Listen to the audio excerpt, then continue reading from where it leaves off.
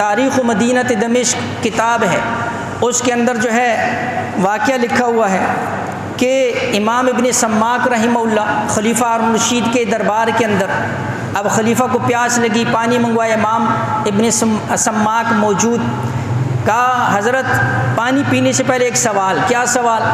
کہا آپ ایک ایسی جگہ کے اوپر ہیں اور آپ کو سخت پیاس لگی ہوئی ہے اور اس ایک گلاس کے علاوہ کوئی پانی نہیں ہے، کیا قیمت ادا کریں گے؟ کہا آدھی سلطنت دے دوں گا ایک گلاس کے بدلے۔ کہا پی لیجئے۔ پانی پیا؟ کہا پانی پی لیا۔ یہ پانی آپ کے جسم سے نہ نکلے اور آپ کو اپنے جسم سے اخراج کے لیے، اس کا علاج کروانے کے لیے اگر قیمت ادا کرنی پڑے، کیا قیمت ادا کریں گے؟ کہا آدھی سلطنت دے دوں۔ امام ابن سماک رحمہ اللہ نے فرمایا خلیفہ تیرے پورے اس سلطنت کی قیمت ایک گلاس پانی کے برابر، ایک گلاس پانی۔